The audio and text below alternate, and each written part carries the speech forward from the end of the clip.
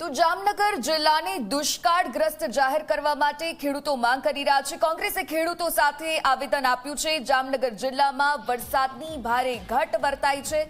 અત્યાર સુધી સરેરાશ માત્ર 30% જેટલો વરસાદ જામનગર જિલ્લામાં પડ્યો છે। મગફળી કપાસના પાકને નુકસાનની ભીતિ પણ સેવવામાં આવી રહી છે।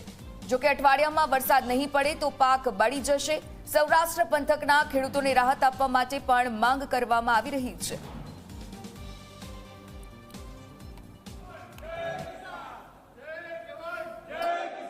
ગુજરાત રાજ્ય માટે હવે આવનારા દિવસો તો વરસાદ માટે મહત્વના છે, પરંતુ જામનગર માટે ખાસ દુષ્કાળગ્રસ્ત જાહેર કરવામાં આવે તેવી માંગ કરવામાં આવી। કોંગ્રેસે ખેડૂતો સાથે આવેદન પત્ર આપ્યું। જામનગર જિલ્લામાં વરસાદની ભારે ઘટ વર્તાઈ રહી છે। જામનગર જિલ્લાના તમામ ડેમો છે 2019માં ભરવાના। જામનગર જિલ્લામાં માત્ર 29% જ વરસાદ પડ્યો છે અને રાજ્ય સરકારે 2020માં જે મુખ્યમંત્રી કિસાન સહાય યોજના બનાવી એના મુજબ સતત 4 અઠવાડિયા વરસાદ ન પડે તો એના દુષ્કાળ ગણવો જોઈએ। કેન્દ્ર સરકારની 2016ની અછતગ્રસ્ત મેન્યુઅલ મુજબ 60%થી વધારે વરસાદની ઘટ હોય તો એને અતિ ગંભીર પરિસ્થિતિ ગણવી જોઈએ। એ બંને કાયદાઓ મુજબ જામનગર, દ્વારકા, પોરબંદર, કચ્છ છે એ દુષ્કાળગ્રસ્ત જાહેર થઈ શકે એમ છે।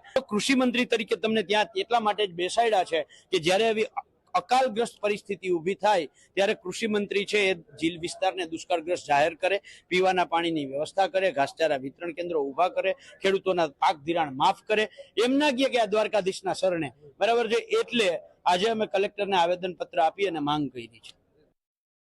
માલધારી અને ખેડૂત હેરાન ના થાય, સર્વેનો કોઈ મતલબ જ નથી। સંપૂર્ણ ધિરાણ માફ કરો। અમે સરકારને એટલી વિનંતી કરી છે કે તમે નથી દુષ્કાળ જાહેર કરતા, નથી ધિરાણ માફ કરતા, અને અમારે ખેડૂતની પોઝિશન એવી છે કે દિવાળી આવશે ને તો શું કરવું? અમારી પોઝિશન, અમારી વેદના તમે નહીં સમજો, સમજી ગયા? સરકાર નહીં સમજે।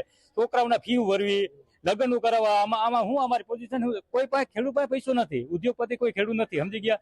આ એક તો બ્યાણ લીધા ને એને ભેણા મૂકીને લીધા છે। અત્યારે આ વર્ષે વરસાદ ખૂબ જ ઓછો થયો છે, એના માટે ખેડૂતો, માલધારી, ખેત મજૂરો બધા પરેશાન છે। એના માટે આજે અહીંયા આવેદન આપવા માટે આવ્યા છીએ। કલેક્ટર સાહેબને આવેદન આપ્યું કે તાત્કાલિક આપણા જિલ્લાને દુષ્કાળગ્રસ્ત જિલ્લો જાહેર કરે અને સૌની યોજનાથી તમામ ડેમોને પાણીથી ભરે।